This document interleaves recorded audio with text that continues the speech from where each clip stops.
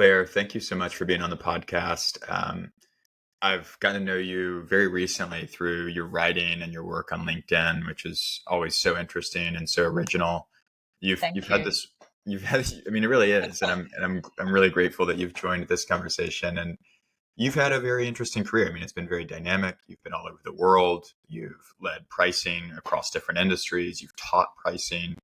You've worked for companies like General Assembly, KPMG, HSBC. I mean, it's a really robust career. Can you describe the journey and how you got to now? The journey. Okay. I suppose my entire career is more or less built on pricing. But I would probably say like the early part, I was sort of just accidentally stumble upon the the profession of pricing because my background is in actuarial.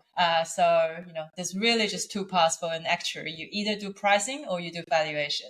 So on my first day, my boss was like, "All right, Claire, you are our pricing girl." So that's where I am.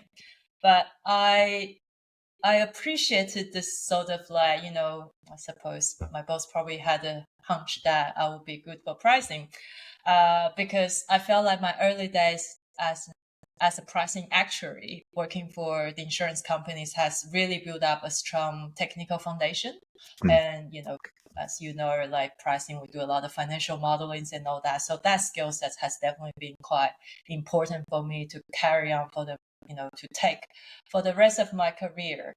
But the really interesting, I suppose, I wouldn't call that a switch, but the moment that really opened up my whole world about pricing and how it could be done slightly differently to the traditional sense of actuarial world is during my time with Telstra, which was the biggest telco in Australia. I had the opportunity to be involved with almost like a startup project. The company at that time wanted to set up a new telco in the Philippines. So I was sent on the ground to do like the pricing work. And it's like running a startup using company's money, right? Because we have unlimited funding. Well, not unlimited, but we had a lot of funding. But you got to test a lot of things, So I was working with the network engineers, the sales team, the product people, basically everyone. And through that project, I really started to have a sense about what it feels like to work for a startup where you got your hands on so many things. And that definitely triggered me to work for startup, but also to see pricing from very different perspectives. So I started seeing pricing from the perspective of a salesperson, a product person, a finance person. So yeah, and that really helped me a lot, I suppose, for the rest of my career. It's a great story, but I mean, I think one of the things that's so remarkable about your career journey, at least to me, is there's obviously this shift from actuary work, then the real work with Telstra, but then you started teaching. You took everything that you'd learned as well as, kind of the skills that you picked up as a teacher and took that to HSBC, if I've got my timeline correct. Mm-hmm. And so a lot of experience in banking. And now you are kind of moving off into kind of your own world and your own work of helping people with pricing and packaging. And so there's really sort of this mesh there of learning and teaching that seems to be a theme. Do you feel like that's right?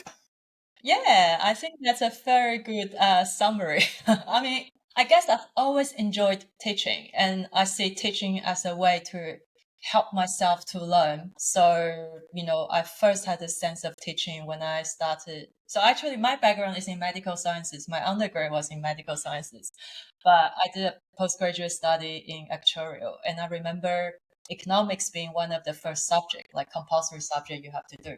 So I was in my first lecture and I immediately fell in love with the economics. I was like, oh my God, this is so fascinating. And as we progressed through the lecture, I thought, to sort of better enhance my knowledge, maybe I should start teaching the subject.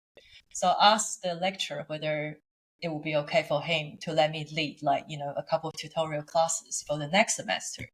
And surprisingly, he said yes. So I started teaching economics as a tutor, even though I've just completed one semester of economics. And that's where I realized, the best way to really learn and enhance your knowledge is through teaching. Yeah. And, even with like teaching at General Assembly, it's exactly the same story.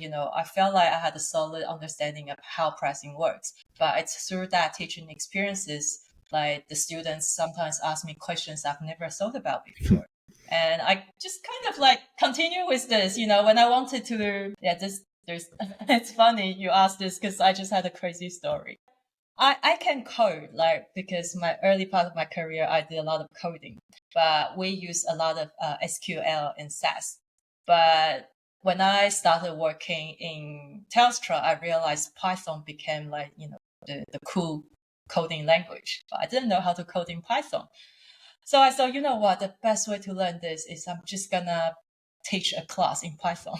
So I told General Assembly I'm gonna run a course for them to teach people how to code in Python, even though I had no idea how to do it. But I set this timeline for myself. I'm like, okay, I'm gonna learn this in 1 month so I can teach students how to code. And I managed, and I did a course, and students seem to love it. So yeah, I'm kind of, I shouldn't be sharing this story. I felt like people gonna start to think I'm full of shit. But trust me, like the best way to enhance your own learning is through teaching other people. I think I think it's so true, and it is such a powerful way to learn. And I don't think many people approach learning that way. I think it's rare, and I think it's impressive. Do you remember one of those moments from General Assembly when you were teaching, but you became the student? At General Assembly. Yeah, when you were teaching pricing, do you remember a moment where you became the student? When your students asked you a question, you didn't know the answer, you learned something from it? Not immediately on top of my head, but as what I normally do, if students ask a question, then if they ask a question I didn't know how to handle on the spot, I always will just refer back to the first principle. So rather than giving them an answer straight away, I will just be guiding through how I might approach that problem. And sometimes through that framework, we will come up with a solution on the spot. So that's kind of, I don't have a story here, but I think that's how I normally approached it. Are there any stories from, I want to get into what you're building now, but before we go there, are there any stories from some of the prior companies that are particularly resonant for what they taught you about pricing and packaging? Pricing and not exactly, but I felt like I have a slightly different perspective on pricing and packaging since I started running my own gig. And that realization came from most people don't approach pricing from that kind of packaging perspective. Because for me, right, my default is I will always look at customers, and then immediately I started segmenting my customer, and I'm trying to see, whether there are some needs that are so different and I can put them into different packaging. But when I started to talk to people about their pricing problem, I realized that they will always go, okay, for simplicity, we're just going to have one product. And sometimes it's just like a huge it's a huge miss because you could be easily designing 2 or 3 different products that sells the same product, but because the underlying needs are slightly different, you can have better monetization opportunity. Tell us what you're building now. It's as I've been sharing with you before we started this podcast, I felt like I'm still on the journey.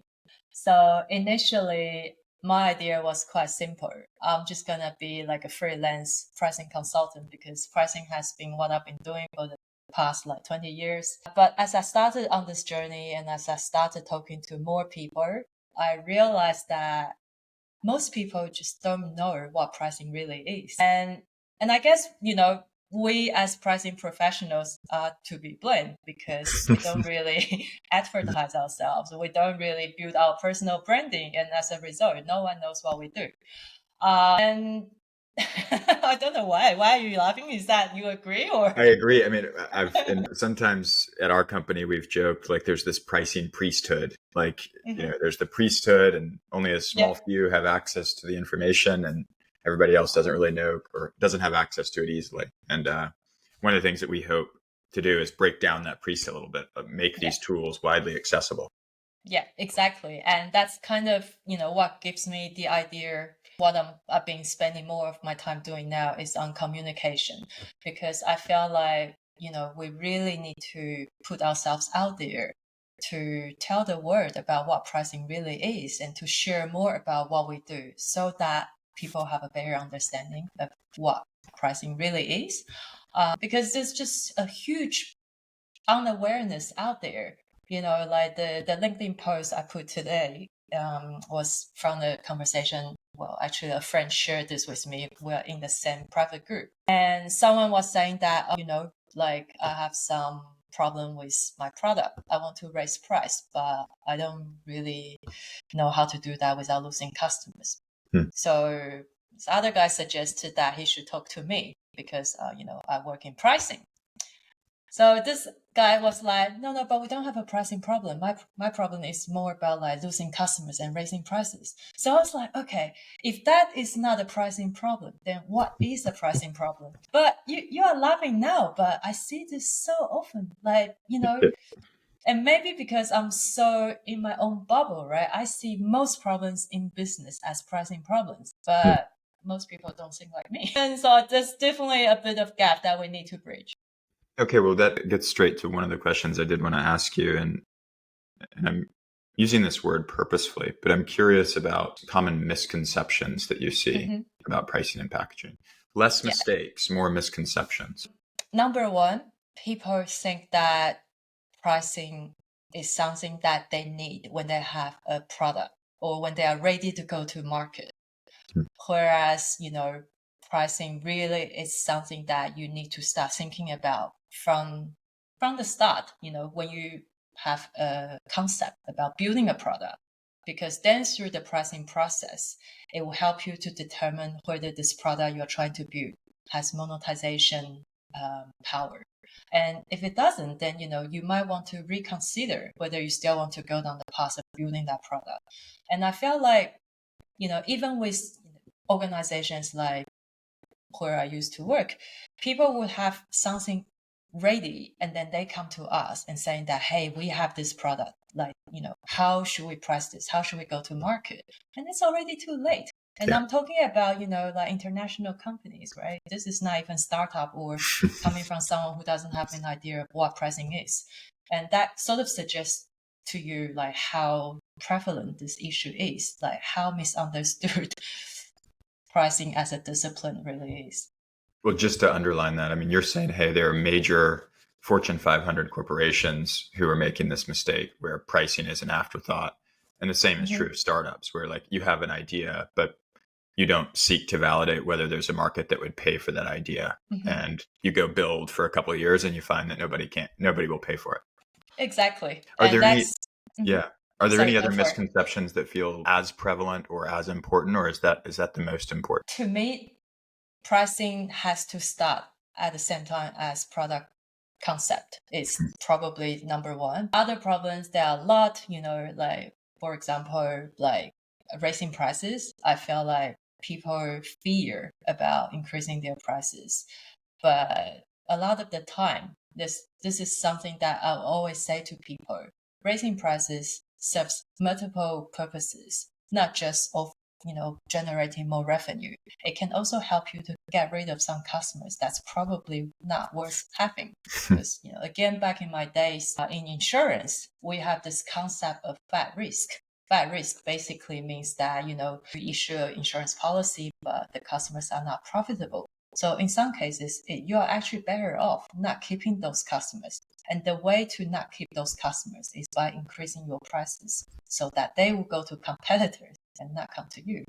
And I feel like that concept probably needs to be popularized a little bit more because people think all business are good business. Whereas in fact, I don't. That's an amazing analogy. I know it so well firsthand. I've been through a number of migrations and the fear is real. And it would be so liberating and clarifying were we to say, this is actually going to be very good for the business. The business has evolved a lot in the last 3 years since our last price change, which is a problem in and of itself, I know. Yeah. Again, you mentioned something quite important. How often do you revise your price, right? In my previous job, there are some markets who hasn't refreshed their price for 5 years. Can you believe it? 5 years, that's a very long time for not having a pricing review. As you think about the journey that you are embarking on now to help bring more awareness to these things, have you isolated on a type of client or customer that you want to work with, or are you still determining that? I kind of felt like I'm taking a slight pivot right now. I want to focus a little bit more on structured communication because I felt this is what pricing professionals really need. Because, I mean, if you go on LinkedIn, for example, when I first started writing on LinkedIn, I've been told that, because I didn't have any followers, I should really start engaging with big pricing influencers so that through their network, I can really hear about what the pricing challenges are. So I was like, okay, so how do I find a pricing influencer? I was like trying out all the different keywords, but they simply don't exist. It's very difficult to find, firstly, a pricing person has a large followers. Secondly, even if they do, they don't really post on a regular basis. So it took me a while. Now I have a few people that I interact with frequently, but to start with, it's very difficult. And I started working with, so I'm going to take some professional photos next week. And then my photographer was like, I was trying to help you do some competitor analysis, but I couldn't find anyone who's in the space of pricing. Like, yeah, I understand your problem firsthand because we don't put ourselves out there. So it's very hard to find someone that you can follow. Actually, I don't even know why I'm talking about this. I feel like we're talking about communication, and I'm talking about why it's so difficult to find someone in this space. To that point, I mean, pricing and communication go hand in hand. Pricing is cross-functional. Pricing and packaging decisions must have substantial executive alignment, even when there are different functions that may have slightly misaligned incentives. I've had some people say to me that the cross-functional nature of pricing communication, the executive nature of pricing communication that is required to drive a really strong pricing muscle or practice within a business is the hardest part of the job. And I'm curious to get your thoughts on that. Yeah, 100% agree. I think, pricing, I see ourselves as a bridge, right? We connect with finance, marketing, sales. So each of those departments has different priorities and different incentives. So how do you align their interests, come up with a pricing proposal that benefits everyone? And, it's not an easy task. So to do that well, I think at the very core of it, it's communication. Firstly, you need to be an active listener so that you get to know what they care about. And then once you know what they care about, then you can start trying to align everyone's interest. So yeah, most of the time, it's never a price points problem. It's always trying to figure out what they are trying to achieve and how you could use pricing as a lever to help them to achieve their goal. Can you share a story about a time when you personally were unsuccessful at communicating or persuading a team around a change and what you learned from it? I've been unsuccessful in many occasions, especially when you work for large organizations where everyone will care about different things. Yeah, I think what happens on a quite regular basis is when I was working for the bank, I look after pricing for, all of our major markets, basically. In certain markets, the competitive pressure is really high. So they constantly, feel the pressure from the market that they feel they need to drop the price. So every pricing conversation starts something like we need to drop the price.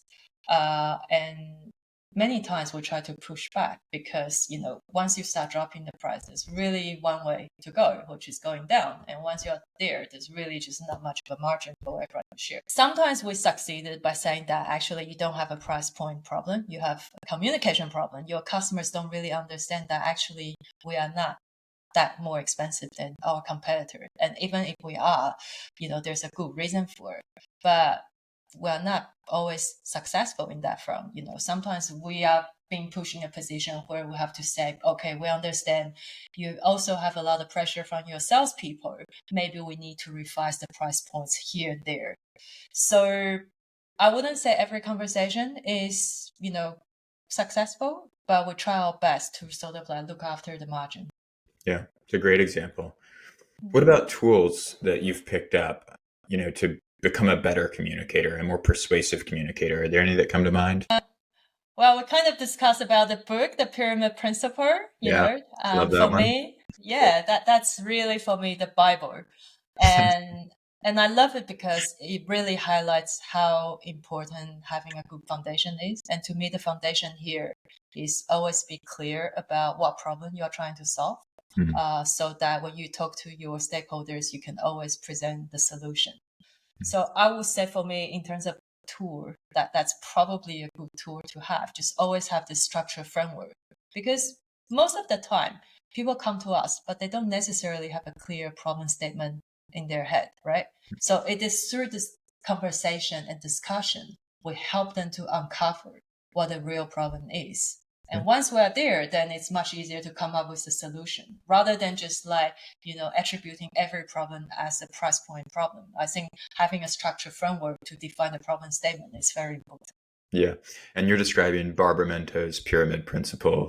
Mm-hmm. And I am a self-proclaimed Barbara Mento fanboy and complete evangelist. So I'm right there with you. I think for me, it has been probably the single most important tool. For those listeners who don't know what it is, the pyramid principle, can you break it down and help people understand what it really is, what it's all about? Mm-hmm. So basically, it's a structural framework for effective communication. And if you imagine like a pyramid, which kind of looks like this, right? So the idea is to always present the most important idea, and that kind of goes on top of the pyramid. And then you can have a second layer, which are your supporting arguments to support why you come up with that recommendation. And if you want, you can go a layer down, where at the bottom you will present fact or visuals, whatever, to support the points you made in the second layer. Yeah, is that clear enough? Or I'm Yes. happy to provide an example No, too. and it's great. Maybe an example would be great. But one of the things that you were saying before you even broke the pyramid down is one of the benefits of this structure is it allows you to align on the problem that you're trying to solve, which is such a common mistake where we're speaking past each other. So we might actually be like, I'm thinking about a different problem than you are. Therefore, our kind of emotional, psychological, intellectual response to the provided answer is way off because we haven't even been on the same page about the problem to begin with. Exactly. Yeah. So I think in the book, they also talk about situation, complication, resolution, right? And situation basically is like the now, right? The context, the fact, everything that's happening now. And the complication is something that changes this equilibrium. And then because of that, you need to come up with a solution. I think a lot of the times, especially when it comes to business, you will be facing with like so many different facts and information. And to define what is really the situation and what is the trigger point that you have to take some action becomes really blurred. So just by getting everyone on board, like sit together and sort of like go through that exercise really helps to sort of like craft out the problem statement before jumping into, looking for a solution. Yeah. If we were to try to put an example that's tailored to pricing in front of people, can we come up with like a really simple hypothetical example where the pyramid principle, situation, complication, resolution, let's try to make it visual for listeners. Sure. I think the example I briefly mentioned before can be good. So, for example, I have my stakeholders coming to me saying that, Claire, we have a pricing problem. We need to drop price. We're getting too much pressure from our competitors that we are too expensive. So when I started looking into the pricing, I was like, you know what? We might be expensive in one or two parts of our offer, but not everything. Why is the customer saying that we are the most expensive in the market? So we started like basically digging down all the fact, in what sector are we expensive? By how much are we expensive? Through by gathering this fact, we sort of lay out the story that, you know what, actually, people think we are expensive because we have been expensive for a long time, but we've dropped our price, but we didn't really communicate this price drop effectively to our customers. So in their mind, they still think we are expensive when in fact we are not.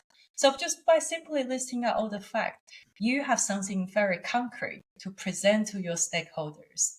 and go, hey, look at this, You are telling me customers think we're expensive, but maybe you should do a better job at communicating our price drop to the audience. Yeah, it's a great example. So, and just to riff on it for a second, I mean, one of the things that I'm sort of thinking through is in my own work when I used to have to try to present arguments to executives and really try to rally executives, I felt like often the hardest work was aligning on the complication. And I wonder if you think that, the answer was retrievable. If you did the work, if you looked hard enough, you could find the answer. But it was often where the complication or the problem or the change was hardest to drive alignment around. And in some cases, that was because misaligned incentives around agreeing on that particular complication. Mm-hmm. I wonder if you have seen that before or feel that holds weight or truth. I 100% agree with you that aligning on complication is very difficult. And sometimes we'll have to go through several rounds. And every round, people will think complication, depending on how you look at things, it might be very different. So in my mind, I don't think there's necessarily as one complication. I think we probably just need to be comfortable that perhaps in certain situations, there are 2 or 3 different complications, depending on which lens you are looking at your problem, right? What's more important is probably trying to get that alignment. And it could be, okay, we think we think the problem with this complication through the lens of a product person. And given the time constraint and budget constraint, let's solve this first. And then maybe in a round 2, let's look at the complication from the perspective of a salesperson. That's probably how I would approach that. Yeah, but I probably need to reflect this a little bit more. Because I did like the effective communication workshop, and even in that workshop where I use a very simple example, trying to get people to map out the complication, always have different results. So that kind of just highlights how it's not an easy task. The one additional thought that's coming to mind for me is when someone, especially the pyramid principle is applicable basically for the entirety of one's career. Mm-hmm. But if one can learn the pyramid principle early on, it's force multiplying for their career. Mm-hmm. Because when folks that are senior to them ask them questions, their answers are usually so persuasive and so accessible. So maybe a better way to describe them is an answer that is framed with the pyramid principle becomes an answer that is very easy to act against, take action against. Yeah. And so in that way, it really greases the gears of collaboration, which is very, very essential, especially let's take this back to startups, any company, but especially startups where speed is really the weapon and the advantage. Mm-hmm. And I just wanted to, no question there, but that strikes me as something that has always been compelling to me about Mento's work is that if it is adopted by companies almost as a way to normalize communication, it is a powerful force multiplier on collaboration and collaboration speed. I think even without the pyramid principle, whenever we give our recommendation, I think it's our responsibility to make sure that it is always actionable. Because for me, a recommendation without triggering any action is not a good recommendation. Yeah, so well put. Yeah.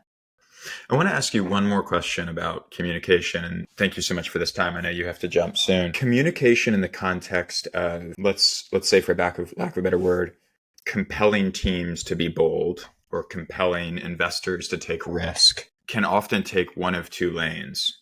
It can take a very confident, assertive, I know the answer lane, and it can take a very sort of thoughtful, cerebral, I've understood every potential risk here and I have a risk mitigant to every potential risk here. And those 2 lanes are quite different stylistically and in terms of the emotional response that they can elicit. Curious if you agree with that and how you might reflect on those 2 choices that especially startup founders are often confronted with. Is the question more around, is there a preferred stylistic choice? Or is it, sorry, I'm just trying to understand the question. it's a very half-baked question, but I think founders struggle, and I have certainly struggled with this. Do I go confidently assert a direction, or do I present a really unambiguous, fact-based, here are the risks and the mitigants? And which is the better one to use as a leader? And I think the answer is probably it's situational and dependent, but these are major stylistic differences. Yeah, I mean, for me, I will probably go back to who is the audience, Yes. right? So some audience prefers you to tell them exactly what to do, whereas others want you to take them on the journey. So depending on who you are talking to, you might have to select your communication method accordingly. And what's That's also my very short answer to your long question. No, it is the correct answer. The irony, right, is like, or the interesting part of that is, how do you know who the audience is? I mean, especially if you take, for example, like an investor. If you're a founder and you're trying to communicate to investors probably want to say, I want you to kind of give me the facts and like take me on the journey and help me see the rationale. But also investors want you to just go make it happen and get it done. Check back when you've won. It's an interesting sort of, I don't know. That's all I can say about that. Claire, sorry, go ahead. One final point. I think in terms of preparation, if especially we're talking to potential investors, is you always have to be ready for all types of situations. So in your back pocket, you should have a list that allows you to jump and act on any situation, right? And then depending on how the conversation goes, you might play different cards. If you sense that they just want to have an elevator pitch, then, you'll deliver your 2 minutes elevator pitch. But if they want more fact, then you can, back to the pyramid principle, once you go over that, you can dig down even further. You start presenting all the fact and everything to show them that you've done your work. So yeah, preparation is king. You just have to make sure you're well prepared. Preparation is king, and multiple forms of communication in your back pocket is such a good takeaway. Claire, thank you so much for this time. One question I always like to ask at the end is, sure. Is there a moment, like a very specific moment in your career that you feel is maybe the most influential or formative moment in your career? Yes, I guess I would say it was losing my job through a corporate restructuring that kind of basically triggered me to do everything I'm doing right now. And I felt like it definitely helped me to reflect on what I want to do for the second half of my career. And also being a bit more, probably being more mindful about what I wanted to do in my personal time as well. So, I guess long story short, for the second half of my career, I kind of want to have a more balance, professional life, personal life. But, I love my work, but I don't want my work to become, 100% of my life. And I think a lot of people would probably resonate with that, especially after COVID. We all started to think, okay, what is it that we want to achieve? And work should be part of life, but not, 100% of your life. And I think that's probably what this restructure has told me. And I'm very grateful for this opportunity to kind of being on this journey. And I'm still on this journey, but I'll keep you posted on how it goes. Thank you so much for sharing that. That is a very formative moment. It's been so good to get to know you. Where can people learn more about you? Probably LinkedIn is the best place to reach me. So feel free to send me a connection request, and I have a pricing newsletter. So if you're interested in learning more about pricing or learning more about my journey, you should subscribe to my newsletter. I'll link to your website in the show notes. And thank you again. This has been so much fun. Thank you. Thank you for the invite, and enjoy the rest of your day. You too. Ciao, ciao.